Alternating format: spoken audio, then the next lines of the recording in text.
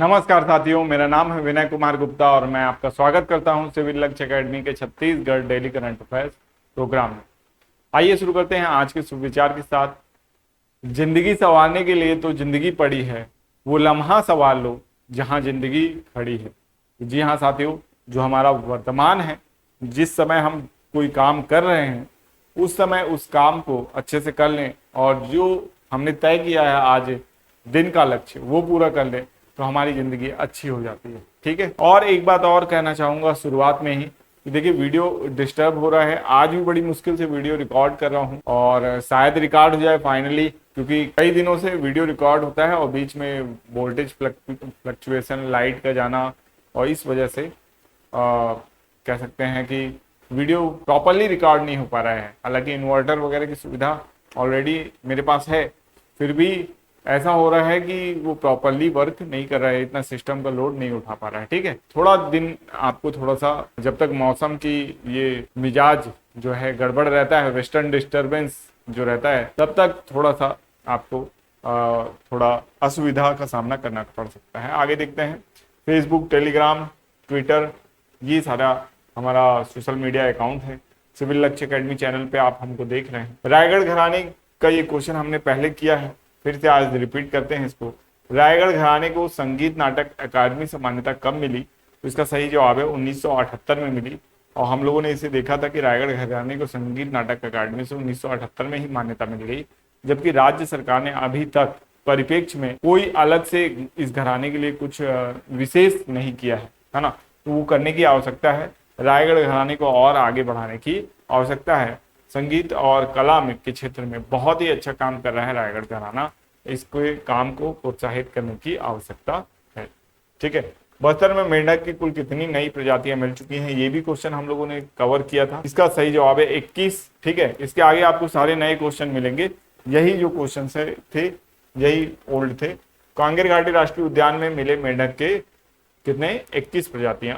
ठीक है, जगदलपुर बस्तर में एक बार फिर से मेंढक की नई प्रजाति मिली है, तो इसको याद रखना है। आगे देखते हैं। ये हमारा सीजी करंट अफेयर्स चैनल है, इसको फॉलो कर लीजिएगा। यहाँ वीकली और मंथली करंट अफेयर्स मिल जाएगा। देश का पहला एआई आधारित डेटा सेंटर पार्क कहाँ स्थापित किया जाएगा?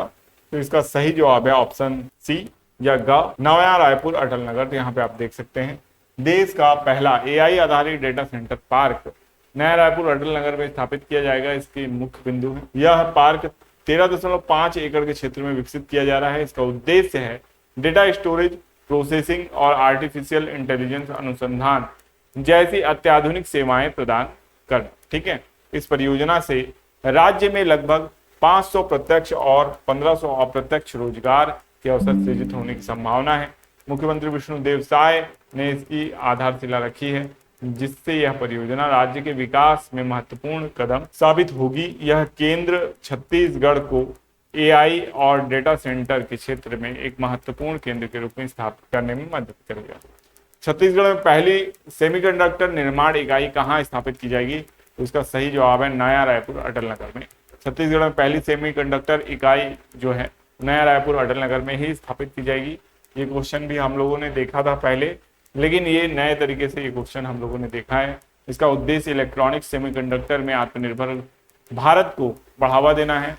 नया रायपुर और अटल नगर को इसकी स्थापना के लिए चुना गया है, जो एक सुनियोजित और विकसित क्षेत्र है। ठीक है, लाइट फिर से चली गई है इसलिए आपको रोशनी कम दिख रही है, फिर भी रिकॉर्डिंग चल रही है, ये बहुत अच्छी बात है, नहीं तो जनरली रिकॉर्डिंग बंद हो जाती है। ठीक है, तो यहाँ हमारा कह सकते हैं इंस्टाग्राम चैनल है, इसको फॉलो करना है आपको। भारत का पहला एआई आधारित डेटा सेंटर पार्क कहाँ स्थापित किया जा रहा है? तो अभी मैंने बताया नया रायपुर में स्थापित किया जा रहा है, तो ये आपको याद रखना है।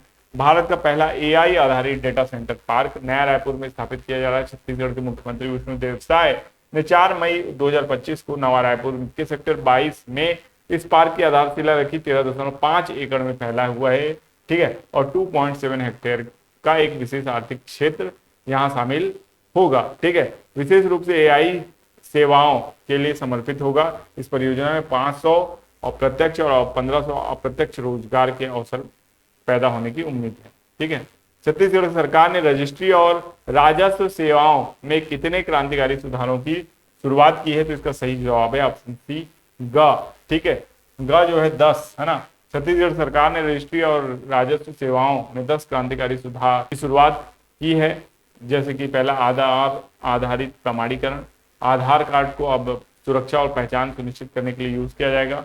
ऑनलाइन दस्तावेज खोज और डाउनलोड, डिजिटल भार प्रमाण पत्र, एकीकृत कैशलेस भुगतान, व्हाट्सएप सूचना सेवा, डिजी लॉकर एकीकरण, ऑटो डीड जनरेशन, घर पर दस्तावेज निर्माण, घर आधारित पंजीकरण, ऑटो म्यूटेशन, इन सुविधाओं को इसमें शामिल किया गया है, ठीक है, तो इसको याद रखना है। हाल ही में प्रधानमंत्री नरेंद्र मोदी ने छत्तीसगढ़ के किस शहर में 33,700 करोड़ से अधिक की विकास परियोजनाओं का उद्घाटन एवं शिलान्यास किया है?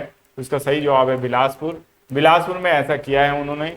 यह विकास परियोजनाएं छत्तीसगढ़ के विभिन्न क्षेत्रों में के विकास को गति देंगी। यह परियोजनाएं छत्तीसगढ़ के नागरिकों के जीवन स्तर में सुधार के लिए लाई गई हैं। बिलासपुर में इन परियोजनाओं की शुरुआत की गई है। 500 लाइक है यार, तुम लोग लाइक करो, है ना, दबा के लाइक करो, उससे मुझे मोटिवेशन मिलती है ना। ज्यादा नहीं बोलूंगा, कारण यह है कि लाइट कभी भी कट सकती है। भिलाई स्टील प्लांट किस जिले में एक सौर ऊर्जा परियोजना स्थापित करने की योजना बना रहा है? तो इसका सही जवाब है दुर्ग में। दुर्ग में एक सौर ऊर्जा परियोजना स्थापित करने की योजना बना रहा है। सौर ऊर्जा परियोजना मरोदा जलाशय पर स्थापित किया जाएगा।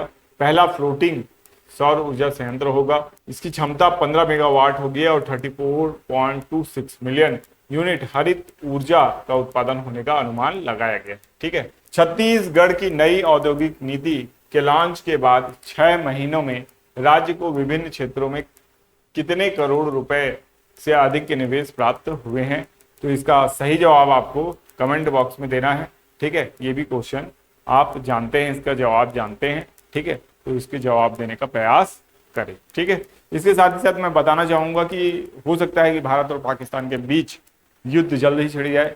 ऐसे में आपको धैर्य बना के रखना है और जो भी गवर्नमेंट की गाइडलाइन है उसको फॉलो करना है।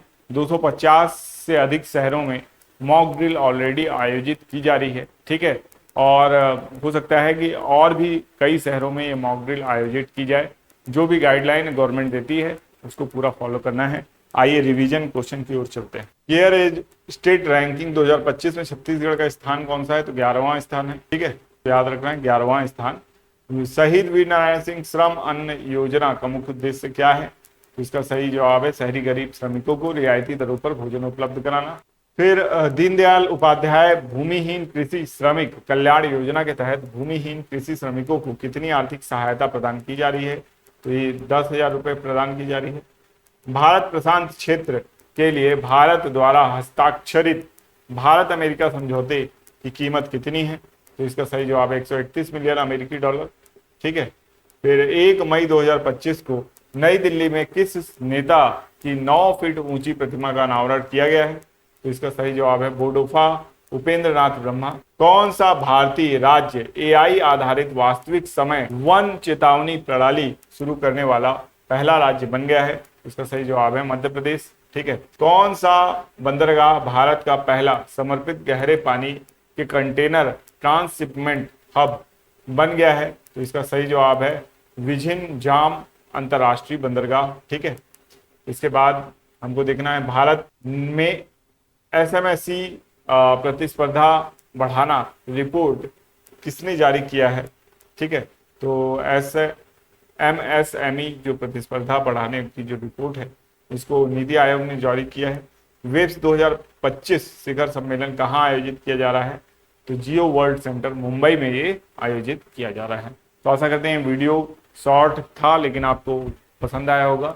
मिलेंगे नेक्स्ट वीडियो में। आपका दिन शुभ हो। धन्यवाद।